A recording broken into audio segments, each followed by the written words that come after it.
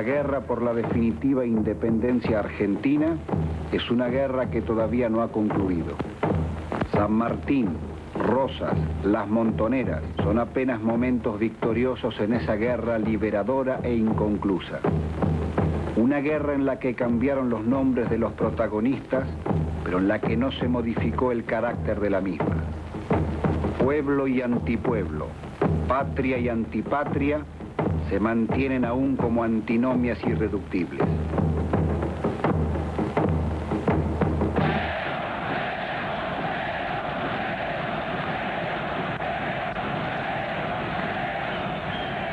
En los últimos años, la historia de esta lucha por la liberación nacional y social del pueblo argentino es la historia de un proceso revolucionario de características poco comunes. La historia de la revolución justicialista.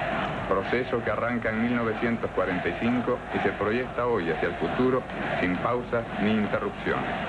Proceso nacional, popular y antiimperialista que reconoce solo a un gran protagonista, el pueblo argentino, y a un conductor, el general Perón.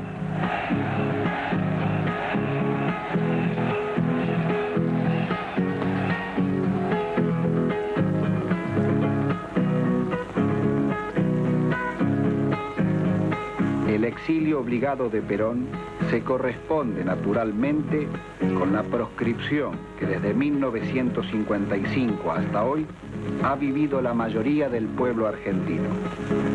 Este exilio distancia a Perón del país apenas geográficamente. Pero Perón no es una circunstancia geográfica, sino un hecho histórico y político.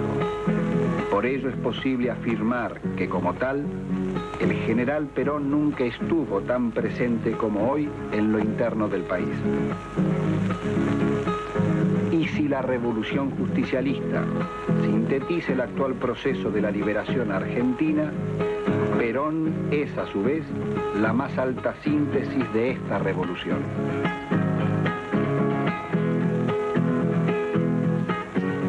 Esta película es un documento que intenta rescatar de la memoria del conductor del pueblo argentino aquellos datos significativos que sirvan, más que para una revisión del pasado, para la construcción de la definitiva liberación argentina.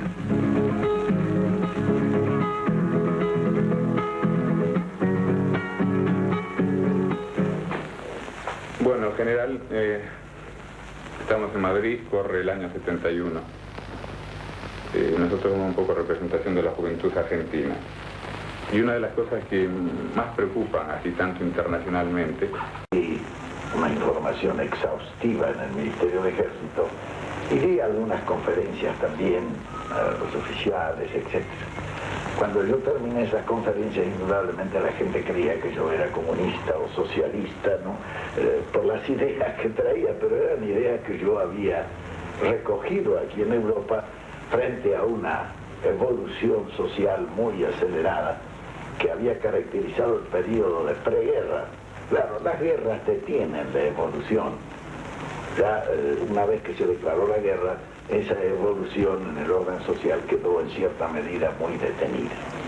Cuando llegué a Buenos Aires, estaba en plena alteración, diremos así, de las formas institucionales, había un poco de caos, estaba en el gobierno el doctor Castillo y ya se hablaba de elecciones para un futuro cercano.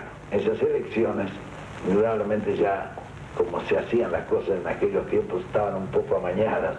Ya sonaba para candidato de reemplazo el doctor Robustiano Patrón Costas. Tomé contacto nuevamente con algunos oficiales, sin ninguna otra intención que la profesional, hasta que un día se me presentaron allí un grupo de coroneles y me dijeron: esto no puede ser, aquí se va a hacer un fraude electoral y nosotros hemos escuchado todo lo que usted nos ha dicho sobre las cuestiones sociales y políticas de Europa y sus ideas fundamentales sobre estos problemas y no hemos perdido nuestro tiempo. Nosotros hemos organizado ya más o menos en el ejército la posibilidad de contar con el apoyo de jefes y oficiales del ejército para tomar el gobierno, dar un golpe de Estado e impedir estas elecciones que ya se preparan con un marcado fraude. Bueno, yo le dije, cuidado, yo creo que tenemos que andar continuo y despacio, porque eso de tomar el gobierno hay que pensarlo 2 veces, porque tomar el gobierno para fracasar después en el gobierno, mejor no tomarlo. En consecuencia, le dije yo, bueno, me dijeron ellos, usted nos ha hablado de una revolución que cree que es indispensable en el tiempo que estamos viviendo, y nosotros querríamos que usted fuera el orientador de esa revolución, y nosotros tomaríamos el gobierno solamente para hacer un gobierno administrativo para que el país no sufra, y usted se encargaría de realizar, digamos así, cuanto nos ha dicho sobre la revolución social que usted piensa que debe realizarse en el país para ganar tiempo y colocarnos en una posición en que el futuro marcará indefectiblemente. Muy bien, le dije yo, ustedes me perdonan que yo tome mis recaudos, denme 15 días de tiempo y entonces sí aceptaré la misión que ustedes me están asignando. En fin, cuando me di cuenta de que esto tenía ambiente y que era una cosa posible, llamé a los coroneles y le dije, bueno, yo pienso que es posible esto. Muy bien, dijeron, nosotros vamos a tomar el gobierno y usted se va a encargar de preparar y realizar la revolución de que nos ha hablado. Es decir, pasaba en ese momento a ser el ideólogo, diremos así, de la revolución justicialista y realmente el realizador. Claro, yo les pedí que no me diesen a mí ningún cargo en el gobierno ni a ninguna de esas cosas porque yo tenía que trabajar, ¿no? Esto no era una cuestión tan simple. Una revolución necesita una preparación humana y una preparación técnica que no se pueden improvisar porque deben ser a base de una realización. Así se produce la revolución del 4 de junio. Esa revolución, en realidad, de verdad, es el punto de partida, es el golpe de Estado que nos posibilitaba a nosotros preparar desde el gobierno la revolución. Aspecto que es muy importante considerar porque la preparación de una revolución desde la oposición es muy diferente a realizar una revolución desde el gobierno. Ello nos permitió iniciar la preparación humana. Bien, cuando se pasa el general Farrell a ser presidente provisional en reemplazo de general Ramírez, los jefes y oficiales de Campo de Mayo me impusieron a mí, que tenía que ser yo el ministro del ejército. Indudablemente no estaba dentro de las funciones que habíamos acordado. Sin embargo, tuve que aceptar por la presión de los jefes y oficiales. Fue así que yo dije, bueno, yo acepto el Ministerio de Ejército, lo manejaré en la forma que pueda, pero yo necesito que ustedes me nombren presidente del Consejo Nacional del Trabajo. Era un Departamento Nacional del Trabajo, un organismo oscuro e intrascendente que estaba funcionando desde hacía mucho tiempo sin ninguna finalidad y sin ningún objeto. La gente indudablemente se rió cuando yo le dije a los jefes oficiales que me fueron a ver, les dije eso, en fin. Ellos se ríen, dicen, ¿cómo que lo nombramos ministro de Ejército quiere ser secretario de Trabajo y Previsión? Indudablemente yo necesitaba un punto de apoyo y una palanca para hacer la preparación humana de la revolución. Y no había nada mejor que ese Departamento Nacional del Trabajo, al cual yo iba a convertir en Secretaría de Trabajo y Previsión, con rango de ministerio, y desde allí comenzar la preparación humana de la revolución. El estado social del país era miserable. Había peones que ganaban 12 pesos por mes. En general los salarios eran de hambre. Había una enorme cantidad de desocupados. El país estaba detenido, es decir, no avanzaba en manera alguna.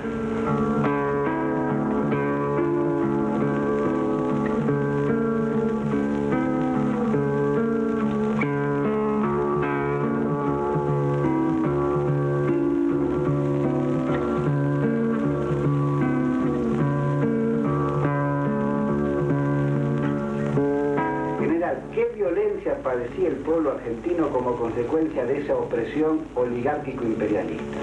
Estaba privado de sus derechos políticos porque a través del fraude le imponían el gobierno desde la Cámara Británica de Comercio.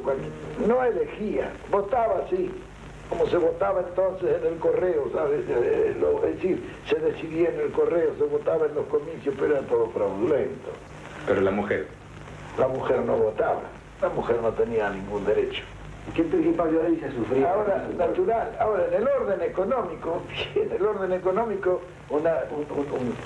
diremos un subconsumo por falta de poder adquisitivo era el que sometía al hambre al pueblo y a la miseria. Y en el orden social, la injusticia más flagrante y más patente. Cuando nosotros llegamos al gobierno, todo eso existía en el país. Desde el punto de vista político era toda una mentira y un fraude. Desde el punto de vista económico estaba sometido a la miseria. Y desde el punto de vista social, bueno, a la injusticia más flagrante. ¿Y había derechos individuales? ¿El hombre era libre en esa sociedad? Sí, proclamados por nuestra Constitución, pero jamás cumplidos. Porque cuando llegaba el momento hacían lo mismo que suelen hacer algunas dictaduras militares que le ponen el estado de emergencia o el estado de sitio o el plan CONINTE, donde desaparecen todas las declamaciones, diremos así, de la Constitución. Es decir, eran sistemas que la Constitución era letra muerta. Estaba allí todos los derechos bien consignados y todo, pero no se cumplía ninguno. Y en el plano cultural, ¿cómo era esa situación? ¿Cómo se reflejaba esa situación de dependencia en el plano intelectual o cultural? Natural, que se progresaban, diremos, intelectualmente aquellos que tenían medios para poder costearse sus estudios. Los demás formaban, como decían los romanos, la mutum et turpe pecum.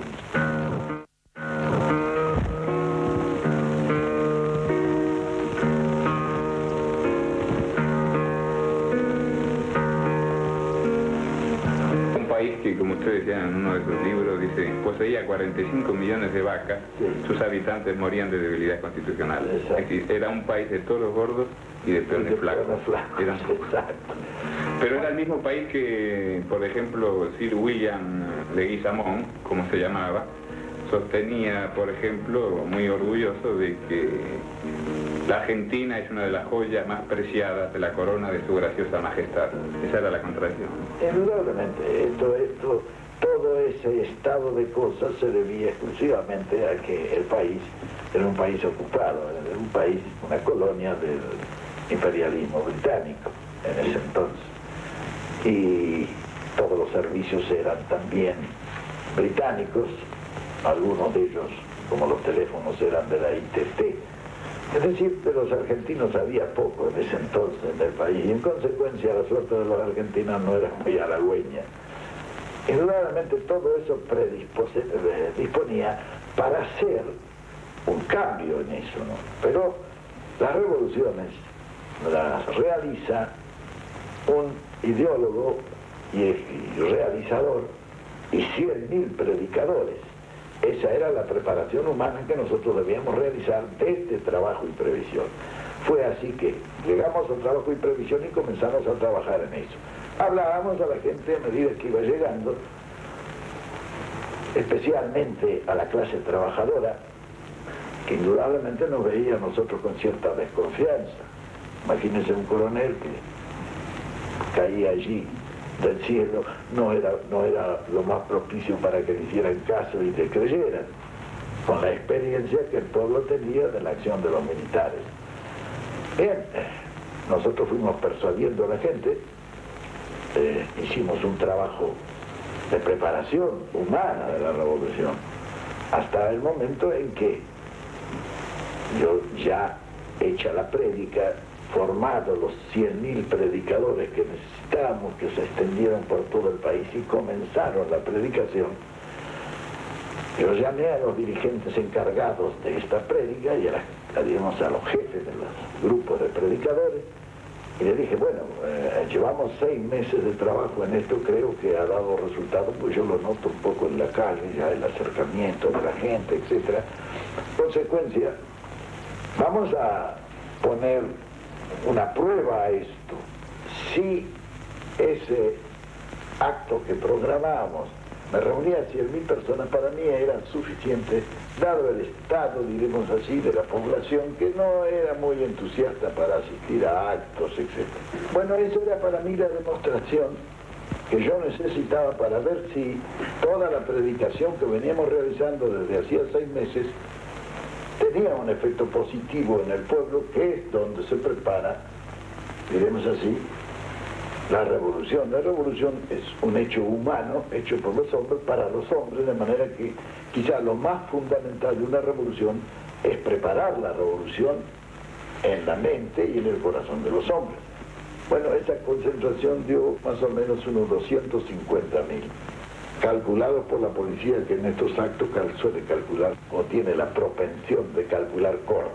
Bien, cuando yo tuve esa comprobación, ya no tenía nada que esperar. Llamé a los jefes de equipo de prédica y les dije, bueno, señores, ahora les toca a ustedes seguir con esto. Y yo pasé a fundar enseguida el Consejo Nacional de Posguerra, que era el organismo que debía encargarse de la preparación técnica de la revolución. Ese Consejo Nacional se llamó de posguerra porque en él estudiamos cómo íbamos a hacer para que no nos hicieran pagar la Segunda Guerra como nos habían hecho pagar la Primera. Allí se estudió perfectamente bien la situación en el orden, especialmente en el orden económico, y se estudió también todas las implicancias que de alguna manera confluyeran a la realización de una verdadera revolución que cambiase no solamente estructuras, sino también modos de pensar y sentir en el pueblo. Ese Consejo Nacional de Posguerra comenzó por formar un cuerpo de concepción de la revolución. Ese cuerpo de concepción de la revolución fue formado con hombres de distintas proveniencias, especialmente empresarios, políticos, técnicos, tecnócratas, algunos dirigentes obreros, dirigentes de otro orden dentro de la comunidad. Y reunimos más o menos un número en redondo de 100 personas, que después se fue eliminando durante el trabajo. Nos quedamos, diremos así, con el mejor acopio de materia gris que en el momento se podía disponer. Con ellos comenzamos por establecer la ideología de la revolución, porque indudablemente la revolución necesita especialmente de ideas inicialmente, y un estudio de las ideas políticas y sociales implicaba la creación también o la cristalización de una ideología. Esa ideología se encargó inicialmente a algunas personas. Se leyó dentro del cuerpo de concepción de la revolución, se leyeron los resultados. La gente no estuvo muy de acuerdo. Yo especialmente la critiqué, la mayor parte de ellas, porque o eran fragmentarias o eran demasiado detalladas, algunos eran una cosa muy larga, y entonces a mí me parecía que la fijación ideológica de una doctrina revolucionaria ha de ser una cosa sintética, que comprenda solamente las grandes líneas que la revolución debe de seguir tras los grandes objetivos que persigue. En consecuencia, después de una discusión larga, como yo la critiqué, me dijeron, bueno, ¿y por qué no la hace usted? Y bueno, entonces me tuve que poner a estudiar el problema y hacer. Hice un compendio en 22 capítulos que le llamé la comunidad organizada. Tan pronto nosotros tuvimos la ideología preparada, dividimos ese Consejo de Concepción en grupos. Se hizo un grupo económico, un grupo político, un grupo social, un grupo cultural, y entonces eso nos permitió ya ir orientando un plan. Los planes, en realidad de verdad, tal cual lo hicimos nosotros, son de una gran simplicidad, pero son también preparados muy objetivamente, lo que daba la posibilidad de una comprensión de conjunto. En primer lugar, preparamos la estadística. Indudablemente, toda la estadística del Estado la tomamos y la coordinó el doctor José Figuerola, que era un gran estadígrafo, posiblemente el mejor estadígrafo que había en la Argentina. Él, cuando terminó de compilar toda la estadística, me llamó un día y me dijo, vea, general, o coronel, yo era en ese entonces, esta estadística es toda falsa. Tuvimos que hacer 15.000 encuestas para contar con una estadística empírica, pero real. Me acuerdo que Figueroa me contó un cuento ese día y me dice, vea, dicen que las 3 mentiras más grandes las dicen los curas, las mujeres y la estadística. Dice, de manera que esto nos viene comprobando la verdad de ese cuento. Una vez que tuvimos la estadística, por los grupos se estudiaron los grandes y lejanos objetivos del país. Se hicieron estudios monográficos de cada uno de los grandes objetivos que el país debía perseguir. Naturalmente, teníamos la estadística, teníamos los objetivos y teníamos los 2 límites de un plan. El resto, establecer el camino, era una cosa ya más sencilla. Es así que armamos el primer plan. Indudablemente, cuando tuvimos armado el plan, nos dimos cuenta que la obra de arte no es concebir un plan, la obra de arte es realizarlo. De manera que, de la realización, sobre todo en las actividades de un gobierno moderno, no se puede reducir a un hombre.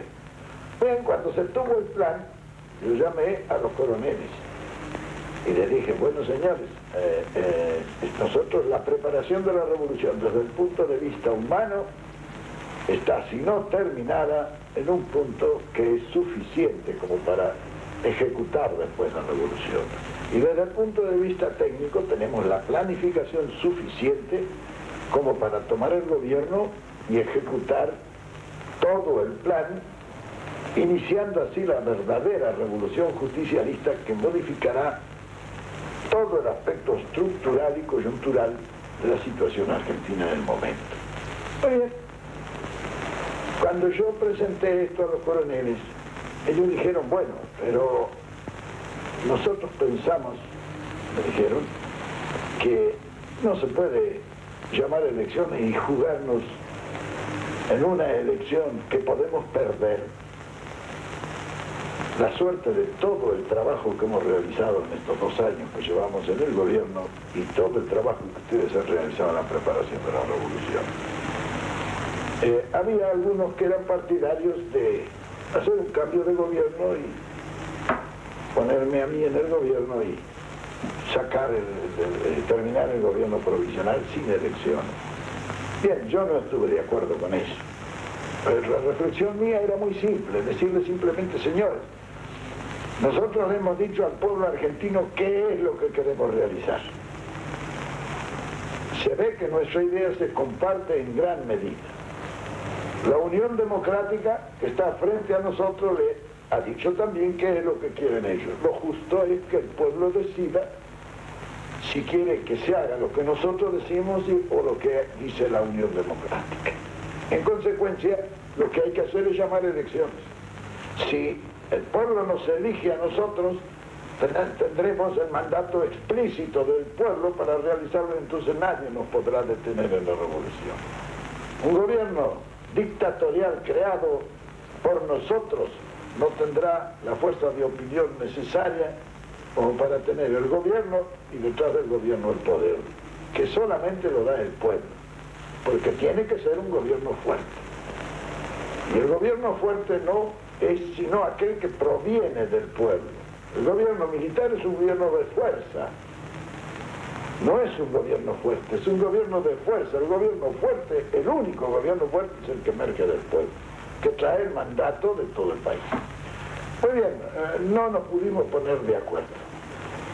Lo que ellos querían, en mi concepto, era seguir más o menos, es decir, con buena intención. Tampoco había mala intención negativa por llamar elecciones.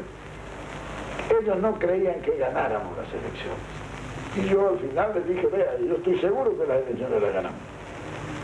De esto no tengo la menor duda. Dice, sí, bueno, pero es una partida que no se puede jugar así, perder todo.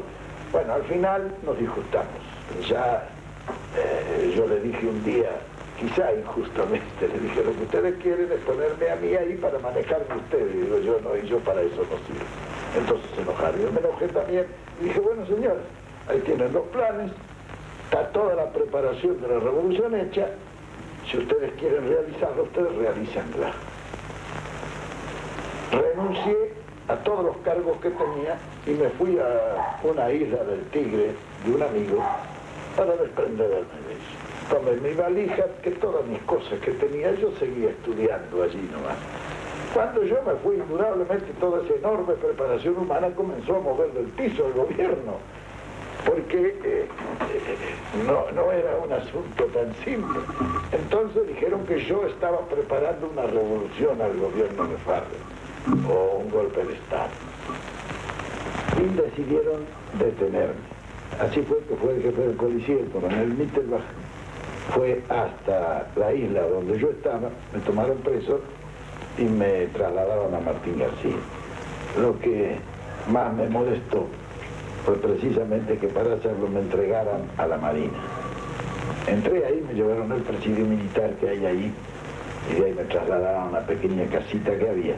Y empezaron a desfilar todos de la isla para decirme lo mismo, porque estaban todos conmigo. El correo vino y me dijo del correo, dice lo que quiera decir allá, cualquier cosa que necesite, en fin, y comencé a percibir que nuestra acción había sido muy eficaz, sobre todo en las esferas populares. Bien, ahí pasé en Martín García una semana, y yo seguía trabajando y estudiando mis cosas.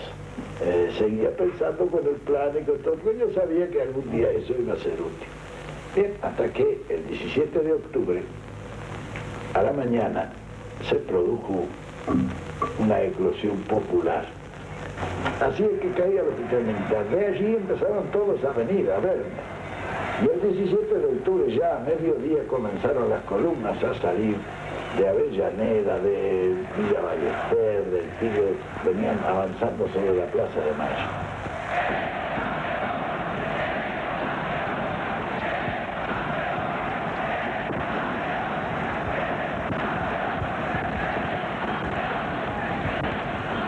¿Usted cómo vivía personalmente todo eso?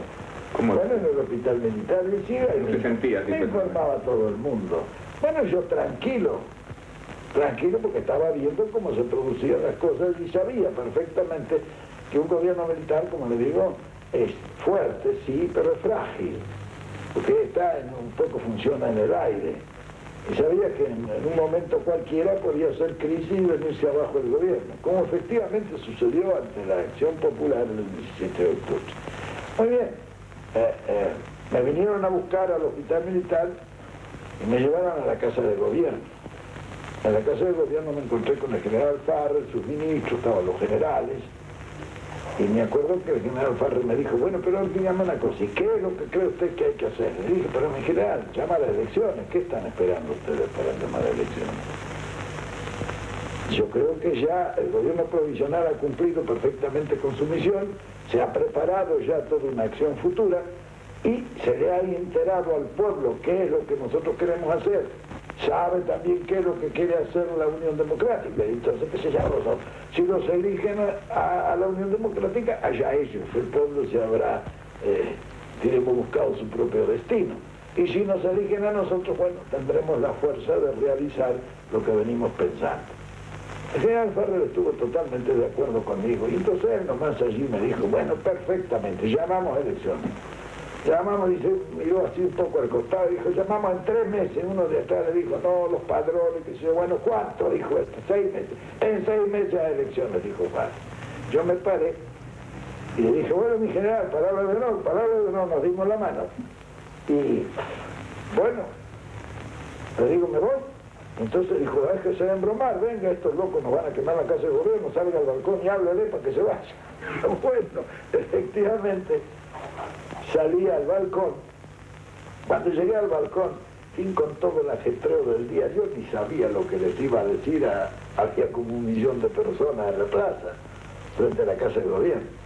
Y entonces les pedí que cantaran el himno, ¿sabes? Para armonizar un poco el discurso, para pensar lo que les iba a decir. Mientras ellos cantaban, yo armé mi discurso. El himno argentino es bastante largo, no dio suficiente tiempo como para armar el discurso. Y entonces les hablé. Muchas veces he asistido a reuniones de trabajadores. Siempre he sentido una enorme satisfacción, pero desde hoy sentiré un verdadero orgullo de argentino, porque interpreto este movimiento colectivo como el renacimiento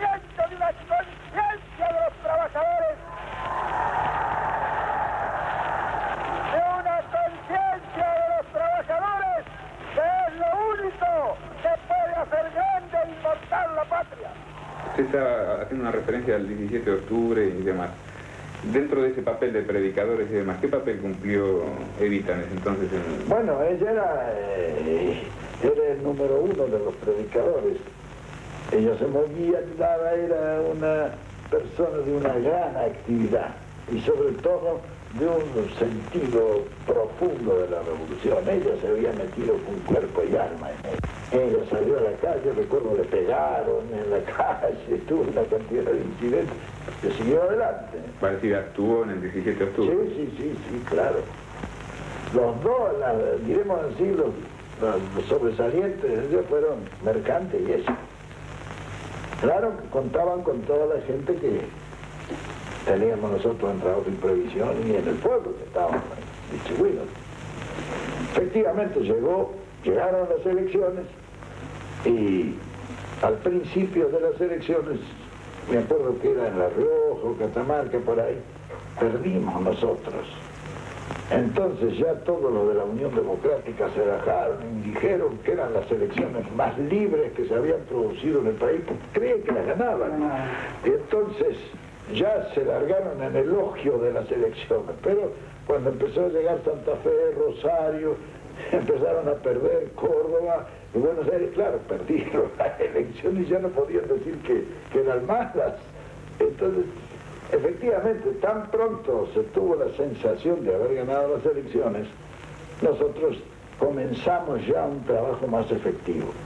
Frente al problema que se nos había presentado, después de haber estudiado 3 años, intensamente toda la planificación para la realización de la revolución justicialista, cuando nos eligieron nos quedaba un margen de 3 o 4 meses para la preparación inmediata del gobierno.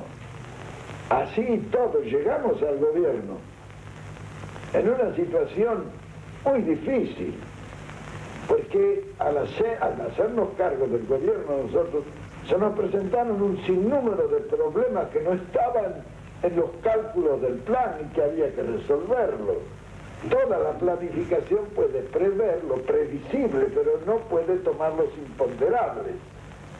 Y cuando uno llega al gobierno empiezan a aparecer los imponderables que hay que resolverlos porque son previos a lo que se ha previsto en el plan. Solamente así creo yo que se puede realizar una revolución.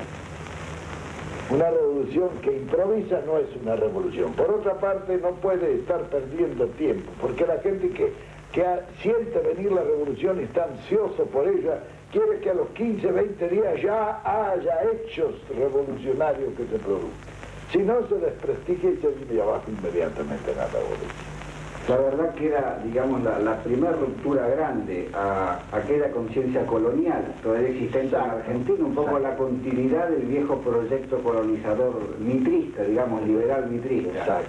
¿Qué significaba entonces, general, aquel grito de aquella época, Braden o Perón?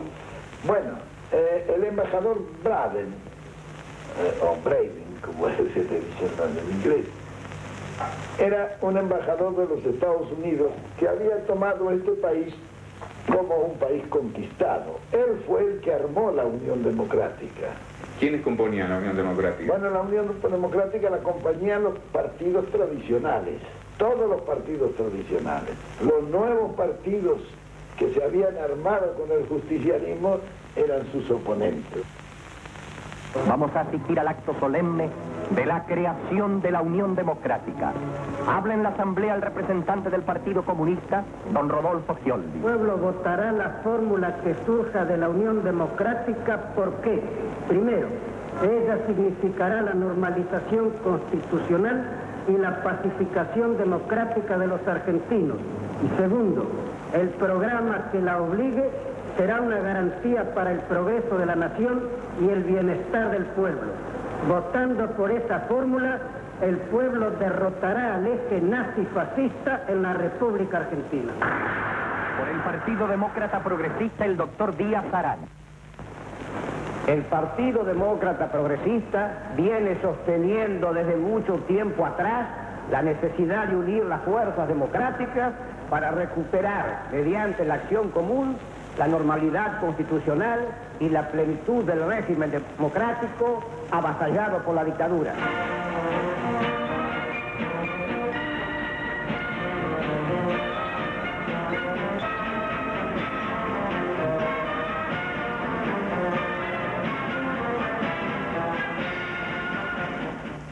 actuaba este personaje Braden, que ha estado en contra suyo, de Villaurel, de Arbenz, de Castro? Braden actuaba como en su casa, hacía discursos, se reunían los de la Unión Democrática y Braden le hacía un discurso. Indudablemente nosotros no podíamos dejar de aprovechar esa situación. Por eso cuando me proclamaron a mí presidente fue cuando yo dije, entonces tendrá que elegir o Braden o Perón. Ese fue, digamos así, un eslogan que se expandió enseguida por toda la República. Indudablemente fue un gran acierto. Y yo a Braden quizás le tuviera que levantar un monumento en la Argentina, fue el que más nos ayudó para ganar las elecciones, con su conducta y con su intervención abierta y descarada dentro del panorama político argentino. General, la derecha y la oligarquía lo acusaba al movimiento como un movimiento extremista comunista. La llamada izquierda o las fuerzas llamadas progresistas acusaban al movimiento como nazi, nipo, facho, falangista, creo que era así, ¿no? ¿A qué se debía esto? Bueno, esa era la usanza de la época. Es decir, eran los insultos políticos, diremos así. Indudablemente, nuestro movimiento, desde la prédica inicial en la Secretaría de Trabajo y Previsión, cargó sobre el aspecto social, especialmente sobre ese aspecto que es en la evolución que yo considero que está lanzado el mundo en este momento, la comprobación de que estamos en la realidad. Ahora, indudablemente el movimiento nuestro, bueno, le podían llamar comunistas unos o fascistas otros, lo que nos ponía a nosotros en la verdadera situación, porque no éramos ni comunistas ni fascistas. Nuestro movimiento era un movimiento con gran raigambre social y con un tipo de evolución moderna que lanzara a un cambio de estructuras indispensables que ya no respondían a las necesidades del país. Indudablemente, cuando hubo de ponerle el nombre al justicialismo, pinta con toda claridad lo que es. Los candidatos hablaban de distintos nombres en la discusión que tuvimos en el Consejo Nacional de Posguerra. Unos decían Partido Popular. Y yo empecé por decir no es partido, es movimiento. Bueno, otros dijeron movimiento social, o socialista. Socialismo era una mala palabra en aquella época, después de la actuación de los socialistas de nuestro tiempo que fueron tan malos. Entonces, siendo una mala palabra socialista, entonces intervino, recuerdo, en la discusión el doctor Stafforini. El doctor Stafforini dice, bueno, si carga nuestro movimiento sobre la justicia social, le podemos llamar o socialismo, ahora si eso es una mala palabra, llamémosle justicialismo, de ahí sale el nombre justicialista. Pero nuestro movimiento es un movimiento en el fondo socialista nacional. No. De manera que todos esos calificativos que nos dieron, bueno, eran por molestar o por hacer la campaña política, pero yo bien sabía que nosotros no éramos ni comunistas ni menos fascistas, ¿no? Claro, y que esa calificación así de nazi que se estaba haciendo en ese entonces era totalmente falsa, y si alguien era nazi en ese entonces eran los sectores llamados democráticos. Natural. Porque eran el equivalente de los nazis que se iban a Hitler puesto por la gran capital alemán, por ejemplo. Claro. Y en la Argentina eran los puestos al servicio de la gran oligarquía, que era la fuerza aristocrática. Claro, pero también la fuerza económica. Entonces, esos términos invierten en una situación como esta. Natural, bueno, pero en política cuando se insulta al adversario se elige, sabe lo que está de moda. Y ya que seguimos con insultos, general, también esta coalición liberal oligárquica atribuía el éxito del movimiento en cuanto a la respuesta popular que tenía a un factor, la llamada demagogia. Tipificaba el proceso a un gran demagogo y una masa inculta, la vieja chusma, digamos el viejo concepto de barbarie contrapuesto al de la presunta civilización. ¿A qué, entonces, cómo podríamos contestar a esta presunta demagogia? Y, si usted me permite, ¿qué participación tenía esa masa en esta organización del movimiento, en la gestación del 17 de octubre, porque parecería una masa idiota con un conductor demagógico que instrumentalizaba esa masa con siniestros fines políticos. Bueno, este es un asunto muy explicable. Demagógica o demagogia es un término de origen griego que quiere decir el quehacer político. A eso llamaron los griegos demagogia. Esta palabra, o el quehacer político, con el tiempo se fue deformando peyorativamente hasta aparecer como una deformación de la política. Naturalmente, como acusación, lo de demagogo es una cosa común en todos los que no pueden triunfar en la política. Al adversario le dicen que es un demagogo. En el fondo tienen cierta razón si volvemos a los griegos, ¿no? El que hace el buen quehacer político es un demagogo. Ahora, empleado eso peyorativamente como se lo emplea ahora, fuera de la del verdadero valor del término, eso se lo aplican a todo el que recibe los favores del pueblo. Ahora, ellos piensan que al decir demagogo dicen aquel que promete y no realiza, y que con la promesa gana. No, nosotros nunca prometimos lo que no realizamos. De ahí el famoso letrero en la Argentina, Perón cumple. Nosotros cuanto dijimos en la Secretaría de Trabajo y Previsión lo cumplimos. ¿Y qué participación tenían las bases, las masas en la gestación de este proceso? Natural, ¿Qué conciencia existía? Pero es natural porque eran ellas mismas las que estaban realizando. ¿Y quiénes fueron los que gobernaron? Fueron los agentes directos del pueblo los que gobernaron con nosotros. Los dirigentes sindicales, los dirigentes políticos populares. De manera que la masa se sentía representado realmente. Por otra parte, nosotros gobernábamos con la verdad. Y la política que hacíamos era una política de honestidad. Porque hoy la mejor política es decir la verdad. Al contrario de lo que pasaba hace 30 años, que la mejor política era la mejor mentira, ¿no? No, hoy se gobierna con la verdad y se dice la verdad, esa es la mejor política. Y si hoy los argentinos siguen pensando en que nosotros cumplimos bien con nuestro deber, porque siempre le dijimos la verdad.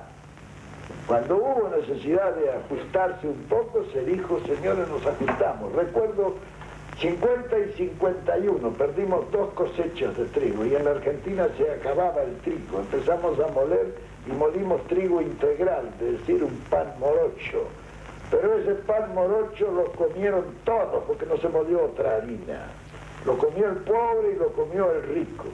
Y nosotros dijimos, cuando haya que gozar, gozaremos todos. Pero cuando haya que sufrir, sufriremos también todos, sin diferencia. Claro que eso, que es justo, y que nadie puede discutir que no sea justo, eso es el que mejor y más rápidamente lo comprende, es el pueblo. Por eso ese pueblo apoyó nuestro gobierno. A nosotros no nos golpeó el pueblo, nos golpeó el imperialismo yanqui y la oligarquía coaligada con ellos, utilizando como instrumento algunos militares. No todos, algunos militares. General, quisiéramos saber su pensamiento sobre las fuerzas políticas existentes en aquella época. Las fuerzas liberales, la llamada izquierda, y si existía ya el germen de una izquierda nacional. Bueno, sobre las fuerzas políticas que actuaban, las fuerzas políticas tradicionales en Argentina ya eran en 2 grandes tendencias, los conservadores y los radicales, ambos liberales, que han sostenido los principios que rigieron la política liberal que acompañó al capitalismo durante todo su desenvolvimiento. Las fuerzas de izquierda las comprendían a los comunistas y a los socialistas.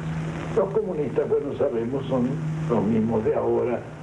En cuanto a los socialistas era indudablemente un movimiento iniciado en el país por Juan B. Justo, hacía ya casi 3/4 partes de un siglo, pero que se había transformado y adaptado o aburguesado y metido dentro del sistema liberal.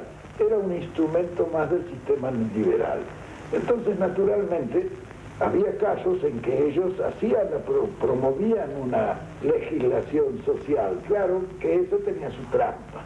Por ejemplo, cuando llegué a Trabajo y Previsión, había una ley de accidentes del trabajo al cual le habían colgado una cantidad de leyes subsidiarias, entre las que estaba el descanso anual obligatorio.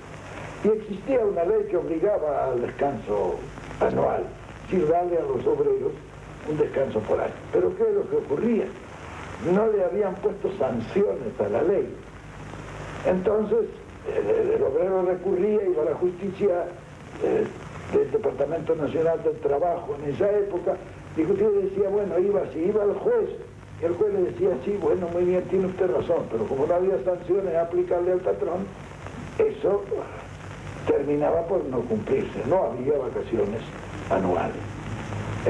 Con el descanso hebdomadario y el descanso semanal pasaba más o menos lo mismo.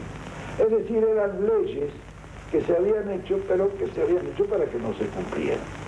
Todo ese socialismo era el que funcionaba. Claro que había un sector, un sector socialista que no, un sector socialista representado por la juventud, que estaba en otra cosa, estaba en un socialismo real. Cuando nosotros llamamos ese socialismo joven, se vino todo con nosotros. Bramuglia, Gorlenki, todos socialistas que vinieron al justicialismo, pero era el ala joven. El ala vieja del socialismo, de los percamanes, diremos así, del socialismo formal, a eso no vino ninguno. Eso siguieron en la Unión Democrática junto con los conservadores, los radicales y los comunistas. Ahora, esa izquierda fue siempre ineficaz. ¿Por qué? Y porque transó con el sistema y nunca hizo una revolución que debía haber promovido verdaderamente el socialismo en la Argentina. Yo durante muchos años he sido profesor de historia, eso me obligó a estudiar la historia. Después la situación me llegó al conocimiento de la situación que el mundo vive. Y cuando uno conoce el pasado, que es la historia, y penetra el presente, que es la realidad, intuitivamente está lanzado hacia el futuro y puede prever lo que no pueden prever los que carezcan, por lo menos, de esos antecedentes. Para mí el proceso, eso yo lo había vivido en Europa. Sabía que después de lo que pasa en Europa, 10 años después suele pasar en nuestros países. De manera que todo eso me ayudó a prever. Y no prever solamente para la Argentina, sino prever en el movimiento de conjunto que se ha producido en el mundo. En 1938 y aún 45, cuando termina la guerra, la evolución ha sido detenida porque las revoluciones detienen, las guerras detienen la evolución. Pero cuando termina la evolución pasa como en los diques, se acumula el agua, y cuando se levanta la cortina que la detiene, se lanza en torrente la invasión del agua. Lo mismo es la evolución, que sopla fuerte en la naturaleza, como el agua contenida en un dique. Entonces, naturalmente, al lanzarse esa evolución, se acelera tremendamente esa evolución. Es lo que ha pasado en el mundo. En aquel entonces nadie, o muy pocos, pensaban en esa evolución, pero la hemos presenciado. Yo miro hoy el mundo de hoy tal cual lo imaginé hace 25 años, y no lo veo diferente. Es decir, que el proceso social lanzado por el mundo ya antes de la guerra, al terminar la guerra se lanzó aceleradamente, y eso es lo que ha cubierto al mundo con un socialismo nacional, que es la última palabra y que es la posición de ese tercer mundo. Hace 25 años yo en la Argentina lancé por primera vez la idea de una tercera posición, tan distante de uno como de otro de los imperialismos. Eso cayó aparentemente en el vacío, porque no estaba el horno para bollos. Claro, los imperialismos habían vencido, pero han pasado 25 años. Y hoy las 2/3 partes del mundo está colocado en esta tercera posición. Pero después veo Medio Oriente, todas las repúblicas socialistas. Veo el África también. Veo el Asia. También todas repúblicas socialistas, algunas marxistas como China, como la China de Mao. pero de un marxismo distinto.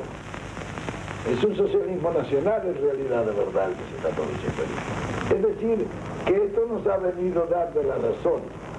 Lo que quiere decir que no nos habíamos equivocado hace 25 años cuando sostuvimos precisamente eso. General, volviendo un poquito atrás, en aquella época, cuando se produce el movimiento que luego termina en la toma del poder en el 46 a través de las elecciones, sería interesante que usted detallara o nos formulara cuáles eran los grandes enemigos de la patria en aquella época. Bueno, los grandes enemigos de la patria son los grandes enemigos del pueblo, porque yo considero la patria a nuestros hermanos argentinos, no a las vacas, ni a las casas, ni a los campos. Y los que sean enemigos de ese pueblo son los principales enemigos. Los enemigos eternos de ese pueblo, no solamente en la Argentina, todas las grandes revoluciones de la historia han tenido un contenido semejante, son hechos históricos semejantes, y asume la lucha de los pueblos contra sus oligarquías y los imperialismos dominantes. No es otro el enemigo del pueblo argentino, y en consecuencia de la Argentina, que la oligarquía que lo ha sometido, coaligada con un imperialismo foráneo que le ha prestado el apoyo y que ha sido el sostén de esa oligarquía por muchos años, hasta que el pueblo abrió los ojos. Y en las épocas normales de los países y de las comunidades suelen decidir las élites, pero en las épocas anormales deciden los pueblos. Y no hay duda que el mundo está viviendo una época muy anormal y nuestro país una más anormal todavía que el resto del mundo.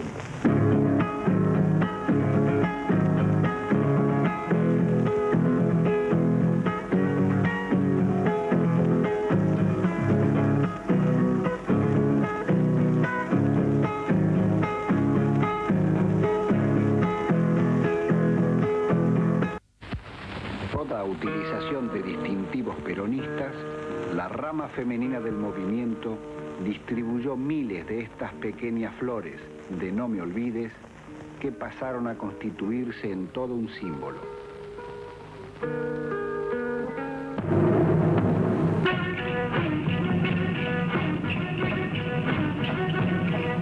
Era parte de la lucha contra el olvido al que quería someterse al pueblo. Lucha de una conciencia nacional por el rescate de su pasado y para la construcción de su propio destino. Pero este no me olvides debe ser también utilizado para comprender la significación que en América Latina y en el mundo tuvo la aparición del peronismo. La revolución justicialista alcanza el poder en la Argentina en 1946. Los Estados Unidos acaban de lanzar las primeras bombas nucleares sobre el Japón y habían concluido las conferencias de Potsdam, Yalta y San Francisco. El reparto del mundo estaba en su apogeo y el colonialismo imperaba en la mayor parte del Asia y África.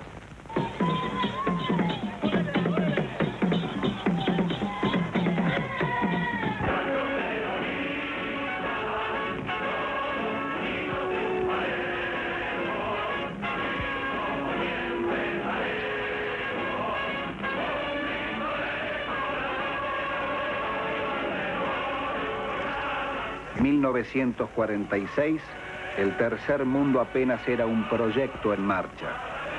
Un proyecto que tenía en la revolución justicialista un gran antecedente.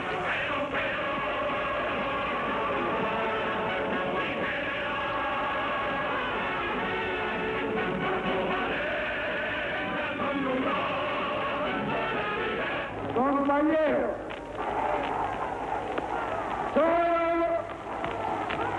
los pueblos fuertes y virtuosos son dueños de su destino. Nuestro pueblo vivía horas de decisión. Tomó el destino en sus manos como a una bandera. enarbolando en ellos las tres astas de su grandeza: la justicia social, la independencia económica y la soberanía política. Bueno, fue así que una vez que nosotros estuvimos listos, llegó la época, la fecha para hacernos cargo del gobierno. Bueno, concurrí a la Casa de Gobierno, ahí me entregaron la banda y el bastón, como es de costumbre, y ya fui directamente al despacho.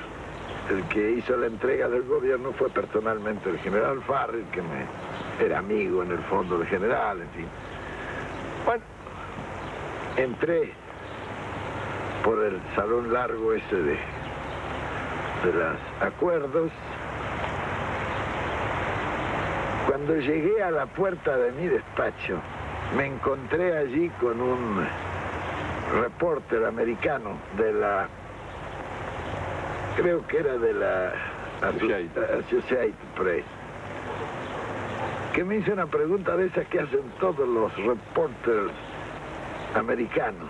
Me dice: dígame, general, ¿qué es lo primero que va a hacer cuando entre a su despacho? Le dije: bueno, vea, yo pienso lo primero que voy a hacer es abrir la ventana y tirar por la ventana al general que tengo adentro, porque ese no me va a servir acá.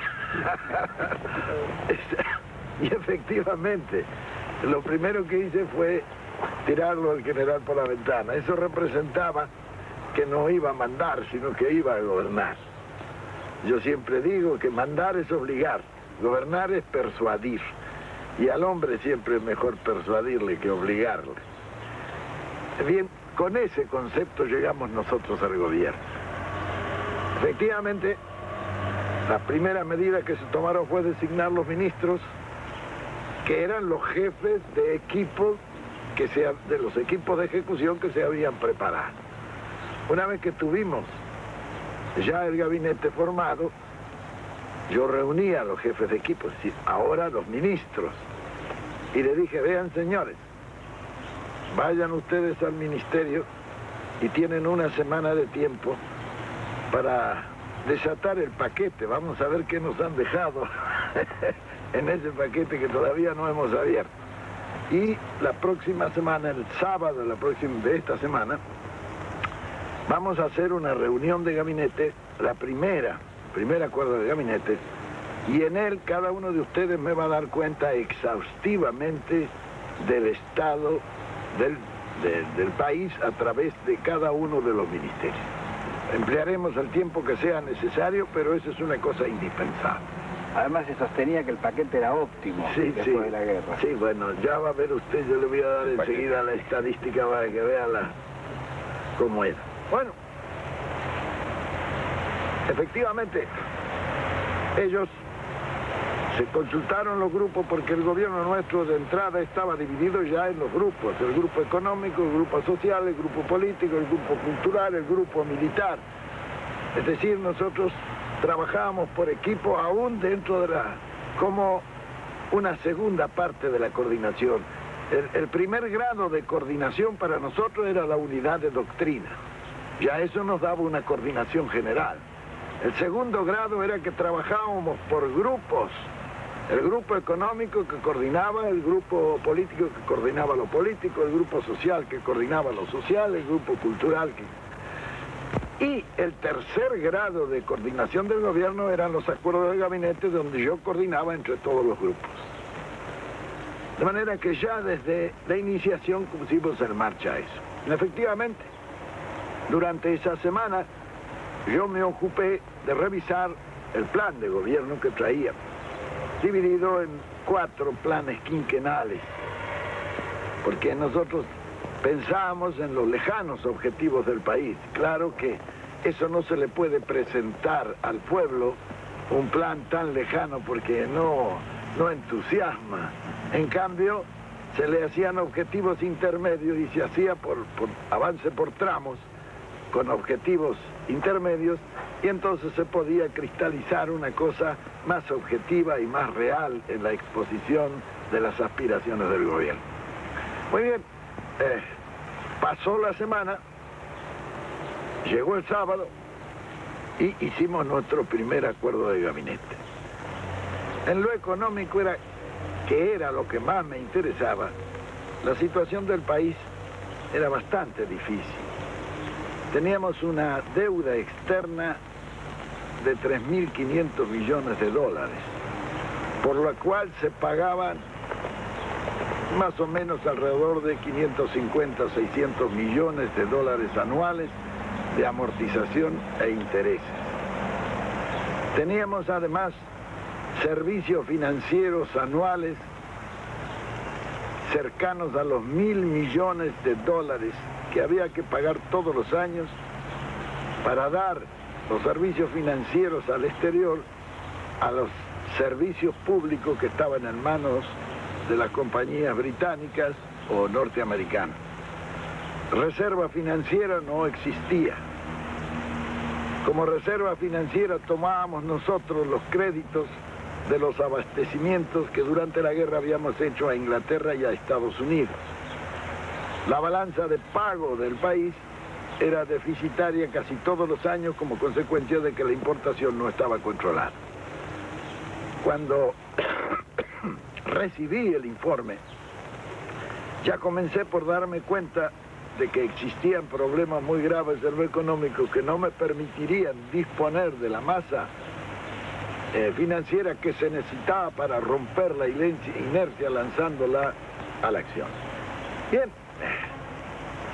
en esas condiciones escuché a todos los demás ministerios que resultaron ya secundarios porque el problema fundamental era poner en marcha al país, para lo cual era indispensable una masa crediticia suficiente para impulsar la acción y romper la inercia.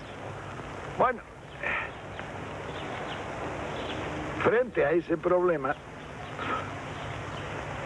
yo llamé a los ministros del Grupo Económico especialmente, y a algunos otros ministros que interesaban a los asuntos, y le dije, señores, tenemos aquí 1,5 metros de carpetas con nuestros planes, pero indudablemente esos planes están dependiendo de que nosotros los podamos realizar, que nosotros podamos romper la inercia que tiene paralizado al país y poner el país en marcha. Para eso necesitamos un combustible, que es dinero, pero que desgraciadamente, como se ve en la situación económica, no solo no disponemos de dinero, sino que no tenemos la posibilidad, mientras nosotros tengamos que estar sometidos a un colonialismo que es el único beneficiario de la riqueza y del trabajo de los argentinos. Muy bien, fue así que resolvimos formar el equipo nuevamente en la Casa de Gobierno como habíamos trabajado durante 2 años y medio en el Consejo Nacional de Posguerra y dedicarnos a full, como dicen los ingleses, al trabajo para resolver esos problemas, porque mientras no se resolvieran esos problemas, los planes no servían para nada. Llamé, me acuerdo, al secretario privado de la presidencia y le dije, esos planes los mete ahí en una biblioteca, los guarda, ya vamos a ponerlos en ejecución cuando podamos. Efectivamente, nos quedamos en la Casa de Gobierno durante una semana. Me acuerdo que vinimos a sándwiches de lomos que hacíamos traer ahí de la confitería Mayo, pero nadie se movió. En esa semana, cada uno de los equipos económicos estudió la parte que le correspondía para la solución de estos problemas. Mientras tanto, yo hacía un estudio de conjunto, es decir, del panorama total de esto, en unas monografías de 5 o 6 hojas nada más, para ser sintéticos y para ser prácticos. Bien, después de esa semana, llamaríamos al segundo acuerdo de gabinete, en el cual debían de estar resueltos todos estos problemas que por imponderables no habían podido ser previstos en el plan de gobierno, que estaba minuciosamente estudiado y minuciosamente armado. Pero los imponderables, que era la situación del país que nosotros no esperábamos que fuera así, la que no nos permitía ponernos en marcha. Efectivamente, en ese acuerdo de gabinete ya llegamos con todo el problema resuelto. En primer lugar, Estados Unidos e Inglaterra, de quienes nosotros éramos deudores de 3.500 millones de dólares, en partes proporcionales, nos debían Inglaterra 800 millones de dólares de los abastecimientos de guerra y Estados Unidos 700, lo cual sumaba 1.500 millones de dólares. Bueno, lo primero que se nos ocurrió era cobrar. Muy bien. Hicimos las gestiones para cobrar. El presidente del Consejo Económico habló con los, que era Miguel Miranda, habló con los embajadores. Y cuando él habló de cobrar, me decía que se habían reído los dos embajadores. Le contestaron que estaban cambiando la industria de guerra en industria de paz y esa transformación les llevaría 2 años. De manera que la posibilidad de cobrar esos 1.500 millones de dólares que nos debían, había que postergarlos durante 2 años. A lo cabo de los cuales nos empezarían a pagar con bienes de capital. Es decir, maquinaria, vehículos, etc. Pero nosotros habíamos estudiado ese problema muy bien en el Consejo Nacional de Posguerra.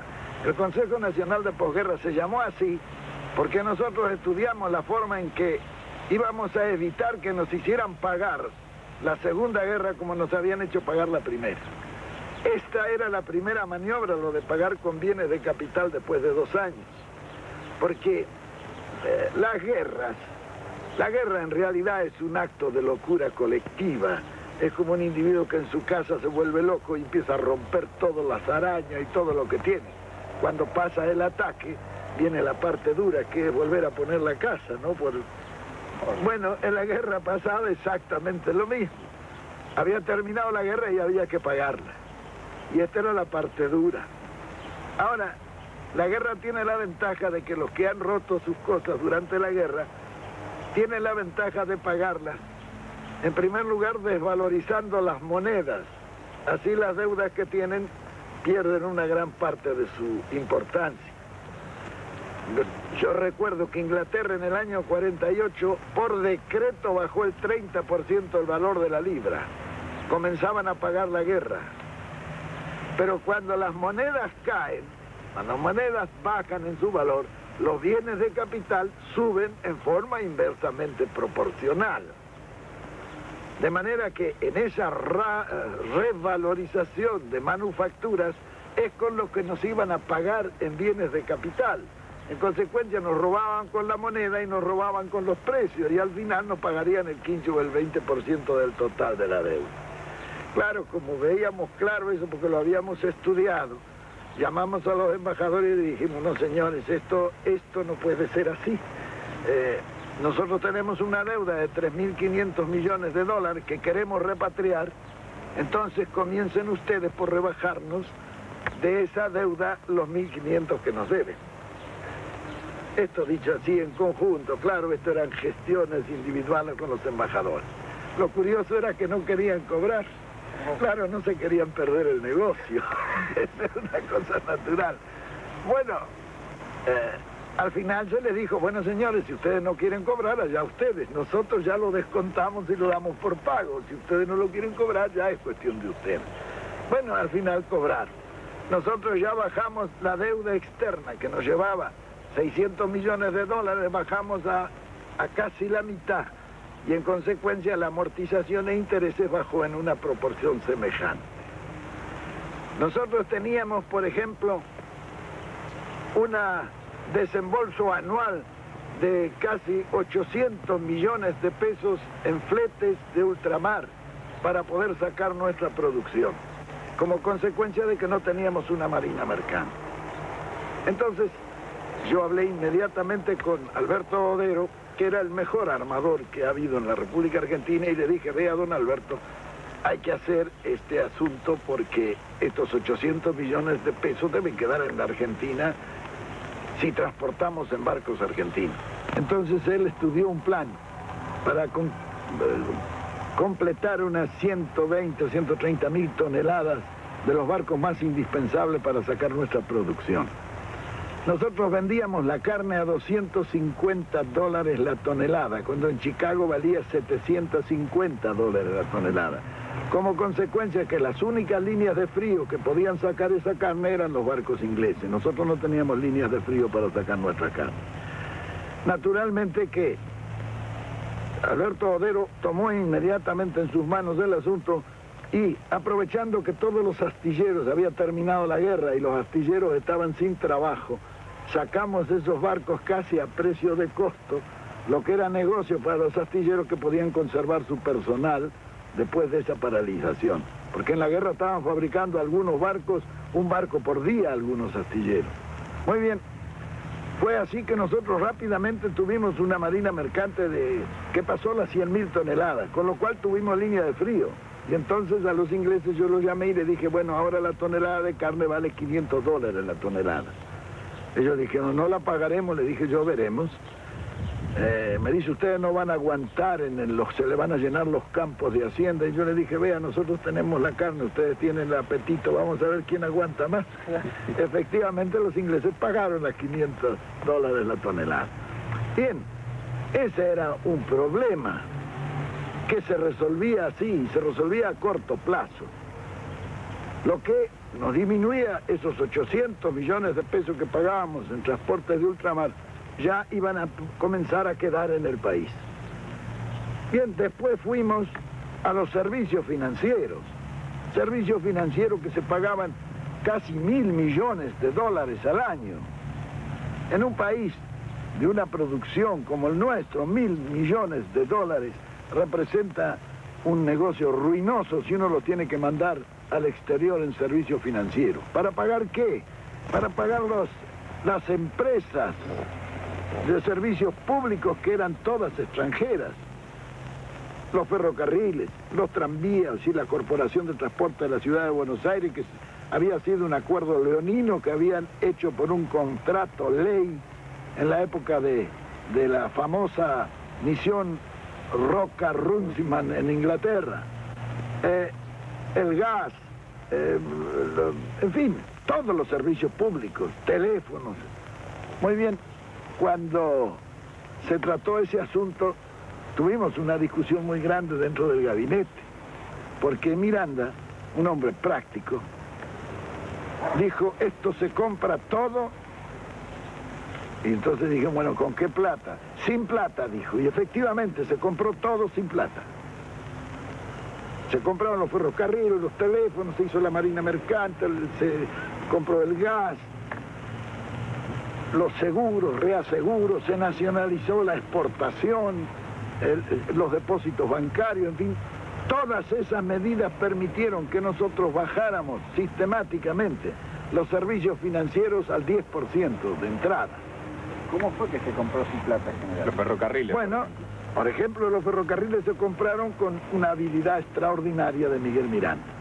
Él era un comerciante y un negociante hábil. Él hizo correr primero la voz de que nosotros compraríamos los ferrocarriles. Los ingleses, que habían terminado la guerra y andaban un poco pobres, se vinieron enseguida a venderlos. Cuando llegaron, Miranda le dijo, no, nosotros no hemos dicho nada, dice, eso es una cosa, bueno, pero si ustedes los vendieran y nosotros los compraríamos, ¿cuál sería el precio? Y entonces los ingleses, que era el directorio de Londres ya, le dijeron el valor de libros. ¿Y cuánto es el valor de libros? 10.000 millones de pesos argentinos. Miranda lo miró y se rió. Le dice, ¿cómo vamos a pagar 10.000 millones de pesos por fierro viejo? No era fierro viejo. Estaban funcionando cerca de 50 y tantos mil kilómetros de vía con estaciones y en muchas partes una legua a cada lado, que era lo que le habían dado en la concesión inicial. Había pueblos, había 26.000 propiedades de los ferrocarriles. El Dock Sud, el puerto de Buenos Aires, era de los ferrocarriles ingleses. Muy bien, claro, se siguió negociando. ¿Cómo se hizo este negocio? Bueno, Miranda empezó a regatear. Los ingleses estaban duros, porque para negociar los ingleses son muy hábiles y muy duros. Hasta que bajaron a 8.000. Y Miranda siempre decía, no es posible. Los ingleses ya habían estado muchos días en Buenos Aires, se querían ir. Bueno, y un día cometieron un error. Lo vieron a Miguel Miranda y le dijeron, vea, si ustedes nos pagan 6.000 millones por los ferrocarriles, nosotros le depositamos a usted y a Perón en un banco que ustedes nos indiquen 100 millones de dólares. Al día siguiente, claro, estos negocios se hacen así. Al día siguiente Miranda a Diana ya estaba golpeándome la puerta de mi pieza en la residencia y me dijo, vea general, ya está listo este negocio, lo vamos a sacar porque si nos ofrecen una coima para que le paguemos 6.000 millones porque no valen los 6.000 millones. Bueno, siguió discutiendo y un día viene y me dijo, bueno, está cerrado el asunto. Los conseguimos los ferrocarriles por 2.029 millones de pesos. Era el precio que habían ajustado. Y me dice, y eso lo podemos hacer muy fácilmente. En el contrato de compra-venta, Miguel Miranda le puso que se compraban bienes directos e indirectos de los ferrocarriles. Esos indirectos representaban 26.000 propiedades que tenían los ferrocarriles en el país. Esto no se dieron cuenta los ingleses cuando se hizo el contrato de compra-venta. Por eso Mr. Eddy cuando se firmó se desmayó. Recién se dio cuenta. Bueno, pero aún los 2.029 millones había que pagarlos. ¿Cómo se pagaron esos 2.029 millones? Y nosotros no teníamos dinero, emitimos. Luego de las propiedades, que se tomaron 4 o 5 propiedades y sacaron 2.000 millones de pesos de la venta. Con eso se retiró la emisión y quedaron todavía en la tesorería el remanente de la venta que se había hecho. Los ferrocarriles los pagábamos con trigo. Trigo que estaba depositado en los depósitos subterráneos que habíamos hecho nosotros esperando que subiera el precio del trigo. Nos quedamos con todos los ferrocarriles y 26.000 propiedades. ¿Y qué pagamos? Era como decía Miranda, lo compramos con papelitos. Y efectivamente se compró. Todo lo demás se hizo en forma similar, es decir, un buen negociante que, aprovechando el Estado, hizo buenos negocios. Por eso los ingleses no nos han perdonado nunca. Nos reíamos un día porque cuando fue el ministro de Agricultura me preguntaron a mí cuál era mi ascendencia por la forma en que habíamos negociado. Y yo le dije, vea, mi bisabuela era escocesa. Ah, dijeron los ingleses. Claro que organizada las finanzas y la economía interna fue posible también desarrollar todos los demás aspectos. El campo no fue abandonado como algunos han dicho. Se trajeron comisiones de agrólogos, se hizo un estudio agrológico del país.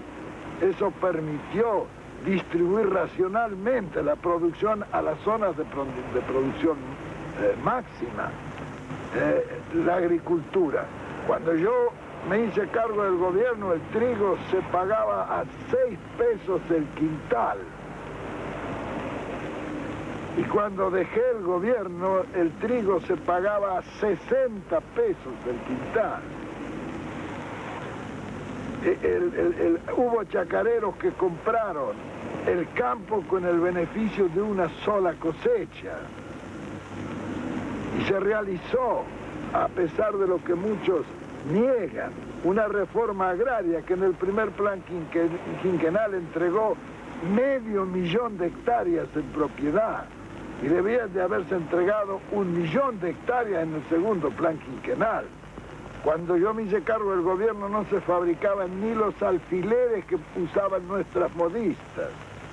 Y al terminar nuestro gobierno, el país quedó fabricando barcos, vehículos, camiones, automóviles, máquinas diésel eléctricas, aviones, etcétera. Sería largo de enumerar todas las cuestiones estas. Pero lo importante es esto, que desde el punto de vista económico, que fue el que posibilitó todas esas realizaciones. Cuando en 1955 cayó el gobierno justicialista, el estado económico que lo había recibido, con 3.500 millones de deuda externa, de dólares, de deuda externa, lo dejó por primera vez sin deuda externa. Nosotros habíamos repatriado totalmente la deuda. Y entre esas repatriaciones de la deuda, yo recuerdo que pagamos las últimas entregas del empréstito Baring Brothers, que consistió en 1 millón de libras. Y cuando pagamos nosotros la última entrega, se habían pagado por ese 1 millón de libras 12 millones de libras. Así eran todos los... ¿Cuándo se había firmado ese empréstito? En la época de Rivadavia. Bien, imagínense ustedes lo que representaban los empréstitos de 1 millón de libras que se pagaban 12 millones. Claro, desgranados a lo largo de todo el tiempo de existencia de la República Organizada. Y yo recuerdo que en la primera concentración que hubo en la Plaza de Mayo, yo dije que me cortaría la mano antes de firmar un empréstito.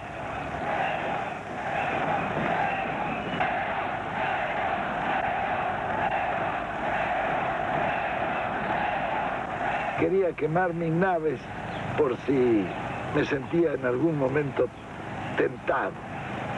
Y lo hice por una simple razón. El dólar americano, en su valor adquisitivo, no es, diremos, el valor fiduciario escrito en el billete, porque está sobrevalorado sobre eso.